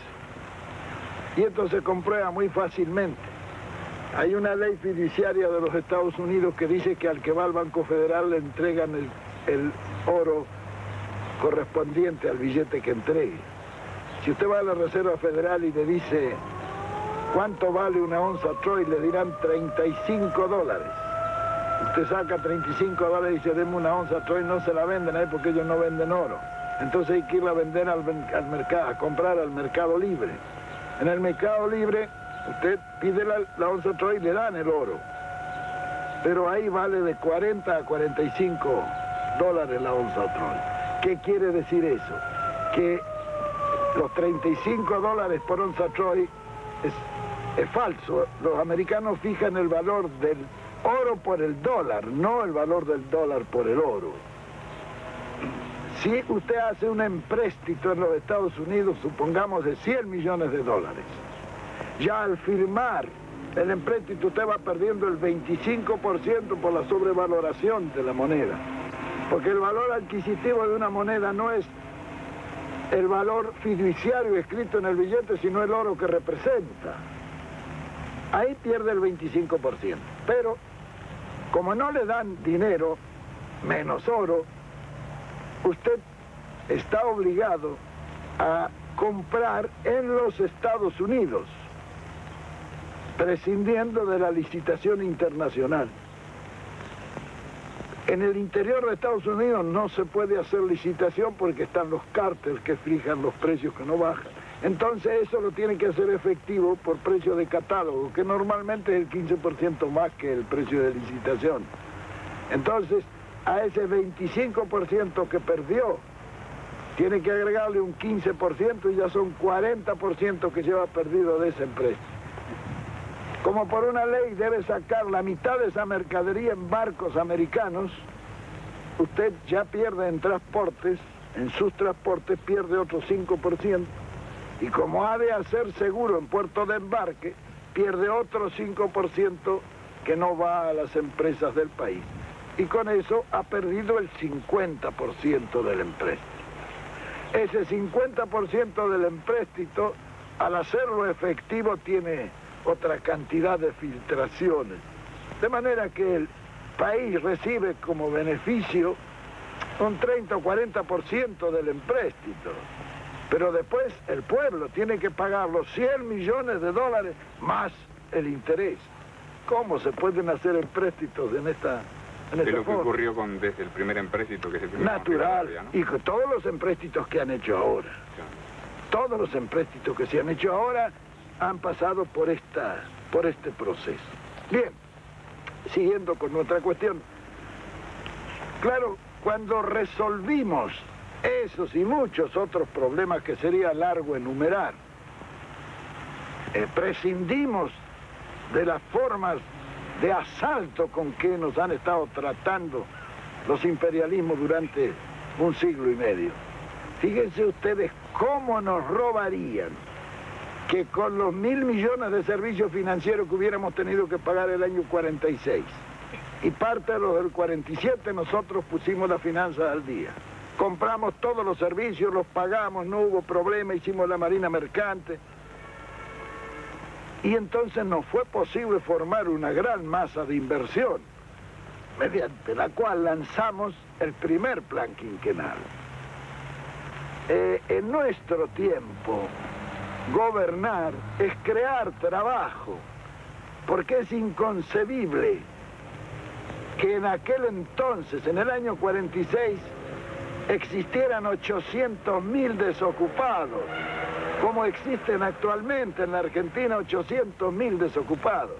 ¿Cómo puede explicarse que en un país que está todo por hacerse haya 800.000 personas que no pueden trabajar? No es obligación del gobierno crear eso. Muy bien, fue así. Por el contrario, cierran todavía las posibilidades. Cuando llegó el momento, lanzamos el primer plan quinquenal, que eran 76.000 obras. Indudablemente, al lanzar esas 76.000 obras, todo se puso en movimiento, el país rompió la inercia. Se puso en marcha en plan de desarrollo, pero un desarrollo planificado. La primera consecuencia fue que esos 800.000 desocupados se ocuparon en 2 o 3 meses. Cuando se ocuparon los 800.000 desocupados, los salarios subieron solos, porque cuando hay plena ocupación, el salario no hay que impulsarlo, sube solo. Claro, cuando subieron los salarios, el poder adquisitivo de la masa popular, que es el verdadero consumo, se multiplicó varias veces. Al multiplicarse y subir el consumo, eso tonificó inmediatamente al comercio, que se atresó para satisfacer la demanda de ese consumo multiplicado. Eso demandó a la industria la transformación necesaria para la distribución por el comercio.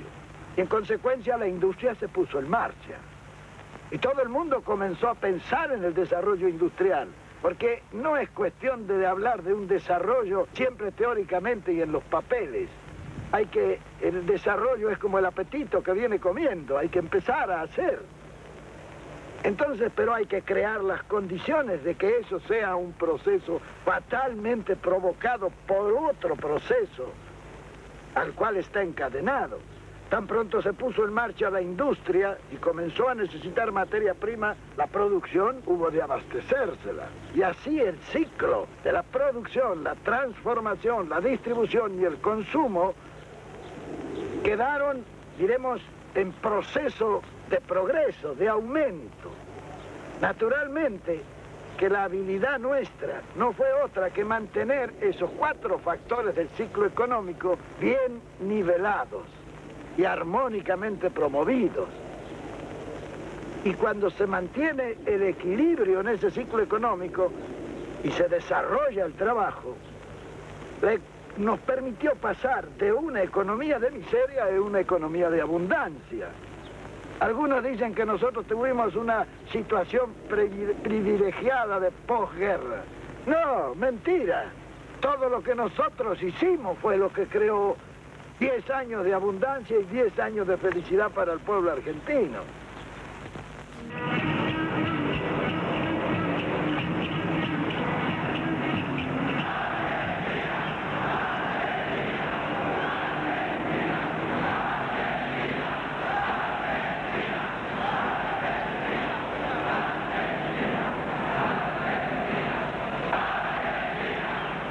Yo he hablado de la solución económica que nuestro gobierno dio a la situación.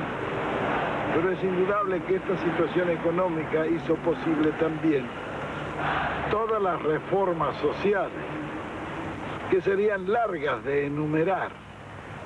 Si uno revisa los anales de la legislación argentina, que son más o menos 30 tomos, casi 15 tomos son la legislación justicialista. En esa legislación justicialista el acento está marcado precisamente hacia el pueblo y dentro del pueblo a la clase trabajadora. Por primera vez en la historia sindical argentina se conformó una organización y se dio un estatus legal y constitucional a esa legislación que permitió la organización de toda la clase trabajadora argentina. Hasta 1946, el sindicato era una asociación ilícita y era porque había un fallo de la Suprema Corte que declaraba al sindicato como asociación ilícita. Eso fue posible porque hasta entonces jamás la organización sindical tuvo estatus constitucional. Recién en la legislación que parte del justicialismo se le comienza a dar estatus legal primero, y en la Constitución de 1949 se le da estatus constitucional, es decir, se incorporan los derechos del trabajador a la Constitución. Esto que aparentemente no tendría gran importancia, tiene una importancia decisiva, porque al establecer en la Constitución que el obrero tiene derecho a organizarse para la defensa de sus intereses profesionales, ya no puede considerarse como una asociación ilícita. Es una asociación de bien público. Yo cito siempre un ejemplo.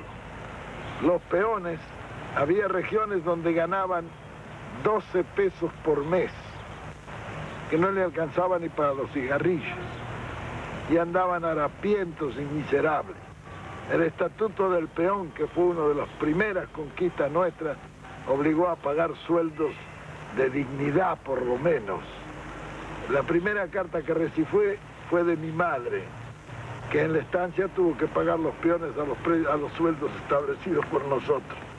Y me escribió una carta diciendo: no parece que te has vuelto loco, que vamos a poder pagar esos sueldos. Y yo le dije: vieja, o pagá o cerrá la estancia. Y lo tuvo que pagar. Bueno, todo ese proceso que han vivido y que ha vivido el pueblo argentino, no es necesario, diremos, citarlo más. En muchas partes del mundo ya nos citan como ejemplo de justicia social. Por otra parte, uno de los primeros que hablamos de la justicia social en el mundo fuimos nosotros. Los acuerdos colectivos de trabajo también fuimos los iniciadores en el mundo. Hace 25 años establecimos nosotros los primeros acuerdos colectivos de trabajo y las primeras leyes estableciendo la obligatoriedad de realizar esos convenios colectivos de trabajo. Bien, si esto sucedió en el orden social, en el orden político, que muchos nos han criticado, por primera vez la era del fraude terminó en nuestro país. Las elecciones realizadas durante nuestro gobierno fueron elecciones limpias y sanas, y ganó el que tenía que ganar de acuerdo a la inclinación popular. De la misma manera, nosotros ejercimos un gobierno con la ley. No nos salimos jamás de la ley y de la Constitución. Así fue posible terminar nuestro gobierno sin ningún cargo de conciencia como el que tienen muchos otros que han gobernado después. General, ¿de qué manera la clase trabajadora tuvo participación a nivel del poder y a qué niveles se dio? Bien, naturalmente. Nosotros, dentro de esa legislación, éramos los primeros en cumplirla. Toda la representación popular del justicialismo estaba representada por 1/3 de diputados y senadores de origen obrero, dirigentes obreros, 1/3 de políticos y 1/3 de mujeres.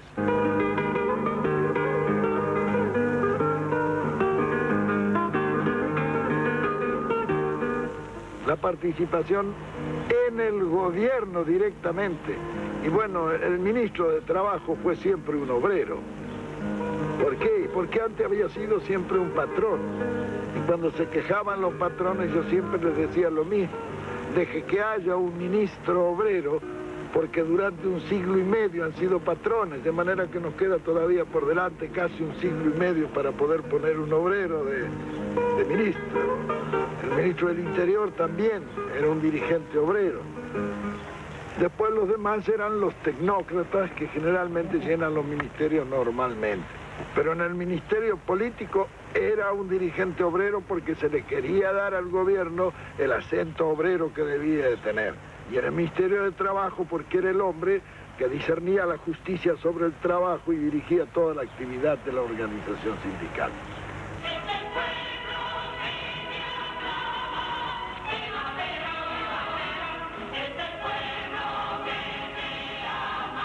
En toda la acción político-social, yo tuve quizá el mejor ministro sin cartera, que fue Eva Perón.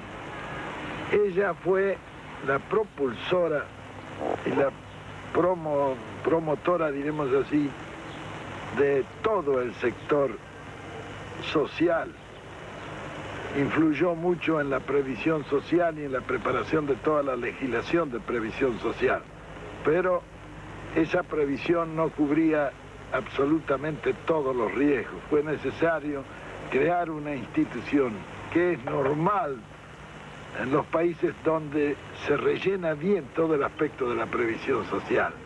La previsión social, como es una ley, cubre lo legal, pero es que fuera de lo legal siempre hay una cantidad de necesidades que no las cubre nadie. La Fundación Social creada por Eva Perón se llamó de ayuda social, porque completaba la acción de la previsión social con esas ayudas a mucha gente a quienes no comprende la previsión social, pero que tienen las mismas necesidades de los demás. De ahí nació una red inmensa de servicios en los hogares, escuelas, de la ciudad infantil, en la ciudad estudiantil, que cubría algunos sectores de necesidad que la previsión social ni las leyes de la nación la cubrían, como los hogares de tránsito para la desocupación, la creación de toda una organización para los casos de desastres y de todo eso cubierto por la Fundación, fue obra exclusiva de Eva Perón. Como fue obra exclusiva de Eva Perón los derechos de la mujer, que fuimos uno de los primeros países que dimos realmente a la mujer los mismos derechos civiles y políticos que a los hombres. Eso hizo que en el panorama representativo de nuestras legislaturas, etcétera, estuviera dignamente representada la mujer argentina, con todo lo que ello presupone de ventaja, dada la sensibilidad de la mujer y los sectores de la comunidad que la mujer preocupa y que la mujer defiende.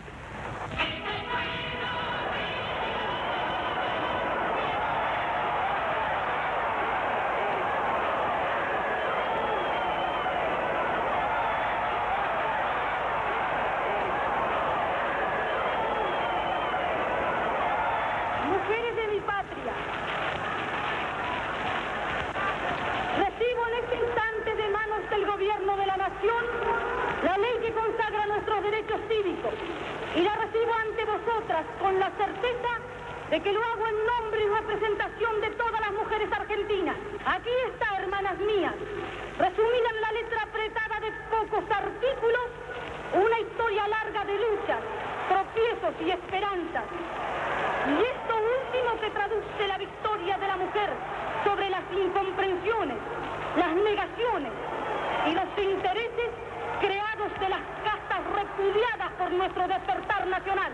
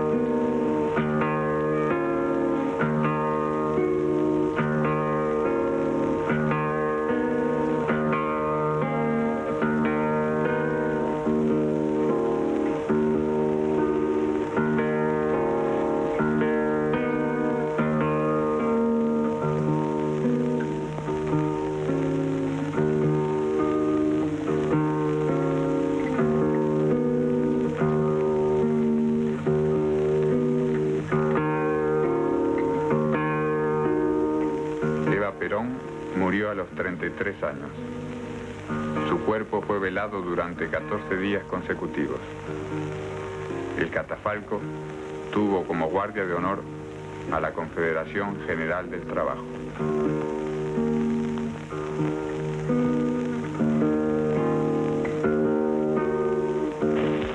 El pueblo argentino tiene derecho a ser respetado y a ser defendido en su voluntad soberana, en sus derechos y en sus conquistas, porque es lo mejor de esta tierra. Yo les doy a todos las gracias en nombre de los humildes, de los descamisados, por quienes he dejado justosa en mi camino, girones de mi salud, pero no de mi bandera. Y les pido con toda la fuerza de mi alma que sigan siendo felices con Perón, como hoy, hasta la muerte, porque tenemos que pagarle con nuestro cariño las infamias de sus enemigos, que son los enemigos de la patria y del pueblo mismo. Yo espero estar pronto en la lucha con ustedes, como todos los días de estos años felices de esta nueva Argentina de Perón. Y por eso les pido que rueguen a Dios para que me devuelva la salud que he perdido. No para mí, sino para Perón y para ustedes, para mis descansados. A todos les dejo un gran abrazo de mi corazón. Saben que no hay otra cosa en el mundo, es el amor de Perón y de mi pueblo.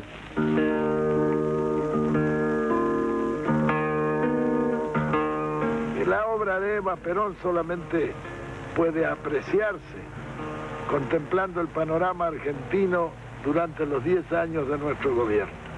Ella fue en realidad, de verdad, como digo, el mejor ministro, aunque era un ministro sin cartera. Ella fue candidato a todo y nunca quiso hacer nada. Era una mujer tan extraordinaria que dejó una obra que creo que no se olvidará en la historia argentina, aunque pasen muchos años.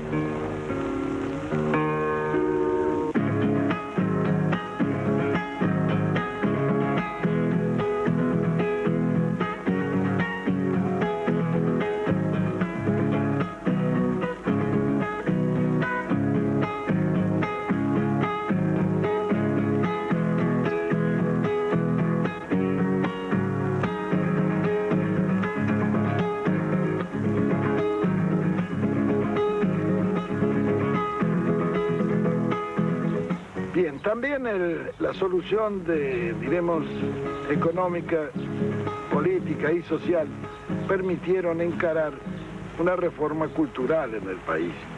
Eso permitió también dar acceso popular a la universidad. Normalmente en la República Argentina, en nuestra época, había 4 millones de población estudiantil. De esos 4 millones, solamente 300.000 hacían los estudios secundarios. De manera que de la escuela primaria, que era obligatoria, a la enseñanza secundaria, ya había un descarte de 3.700.000 muchachos. De esos 300.000, iban a la universidad nunca más de 100.000 en todas las universidades. De manera que ya en esa etapa había otro descarte de 200.000. ¿Qué pasaba con estos 3 millones largos que al terminar la escuela primaria no podían ir al secundario porque no tenían medios, porque como la enseñanza era cara, ninguno de ellos podía seguir los estudios superiores? Y estos iban a los potreros, que eran las escuelas de delincuencia más conocidas. Y nosotros no tuvimos delincuencia infantil. ¿Por qué? Porque en Buenos Aires más de 50.000 muchachos tenían sus clubes. Se crearon 90 clubes de barrios, donde tenían en lo posible cancha de fútbol, de básquet, boxeo, gimnasia, en fin, todas las actividades deportivas. Esos clubes los hacía el Estado y se lo entregaba a los vecinos que lo administraban y lo llevaban adelante. Por otra parte, las escuelas profesionales, donde el chico iba, recibía un salario y a la vez estudiaba. Después de recibirse de operario, iban a la fábrica, estaban 3 años. De ahí podían pasar a las escuelas de aplicación, que eran escuelas para formar sobrestantes, jefes de talleres, etc. Después de estar allí, iban nuevamente a la industria y estaban 2 o 3 años y entonces tenían derecho a ingresar a la universidad obrera, de donde salían ingenieros de fábrica en cada una de las grandes especialidades de la industria. Eso fue para la masa. Es decir, en esto se contempló un panorama de conjunto y se hizo la conquista más grande, fue que allí la universidad se llenó de hijos de obreros, donde antes estaba solamente admitido el oligarca, porque la forma de llevar al oligarca es poner altos aranceles, entonces solamente puede ir el que lo paga. Nosotros suprimimos todos los aranceles. Para la universidad no había ni derechos de exámenes ni nada, era gratis, totalmente gratis, el Estado pagaba eso. De manera que tanto el pobre como el rico podía ir. Era un crimen que estuviéramos seleccionando materia gris en círculos de 100.000 personas cuando lo podíamos seleccionar en 4 millones, que hubieran salido más abundantes. Bien, eso, en pocas palabras y dicho muy rápidamente, fue nuestra concepción con referencia a la reforma cultural.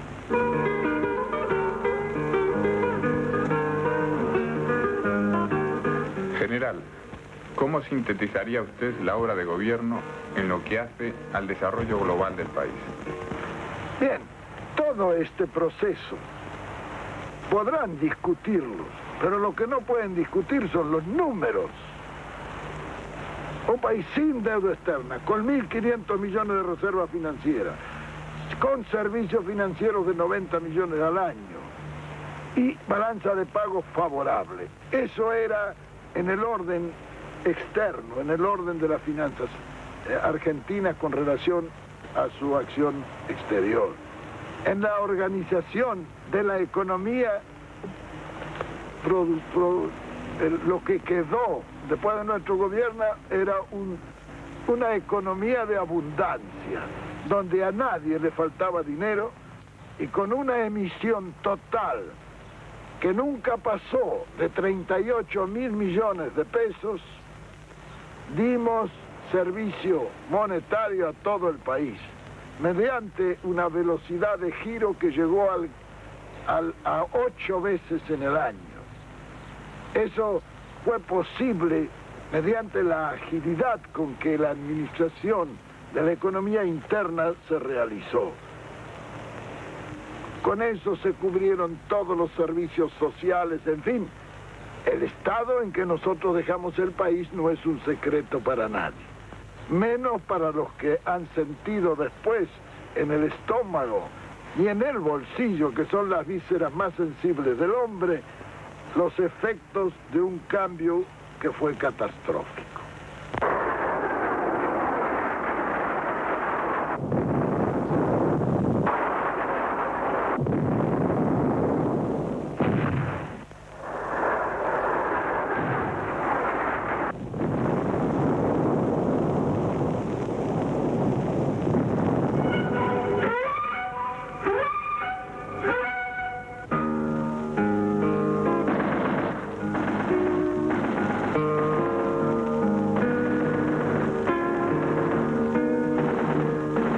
Frente a un gobierno que contaba con el apoyo democrático de las 2/3 partes del pueblo argentino, los sectores de la oposición responden con su primera medida libertadora. El 16 de junio de 1955, la población civil de Buenos Aires es bombardeada a mansalva.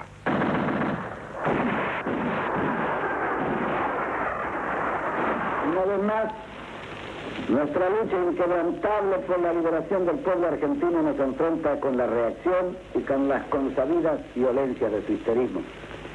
En cierto momento pensé que la oligarquía estaba ya definitivamente vencida y que los numerosos fracasos de sus empresas antipopulares, siempre al margen de la ley, de la justicia, de la democracia, y siempre respaldadas por alguna fuerza internacional, habían persuadido a nuestros adversarios y enemigos acerca de la necesidad de trabajar en paz por la felicidad común y por la grandeza nacional. Durante algún tiempo, la oligarquía aceptó aparentemente nuestro ofrecimiento de paz. Digo aparentemente porque nunca dejé de advertir que el generoso ofrecimiento de nuestro pueblo era utilizado por la reacción oligárquica de siempre para volver a sus andanzas en procura de la reconquista de sus perdidos privilegios. En 1949, poco después de su viaje a Europa, Eva Perón había convocado al secretariado de la CGT para proponer la organización de milicias populares. El proyecto fue iniciado con dirigentes obreros y algunos oficiales del ejército. Consistía en la organización de milicias obreras y en la elección de soldados delegados de cuartel. En 1952,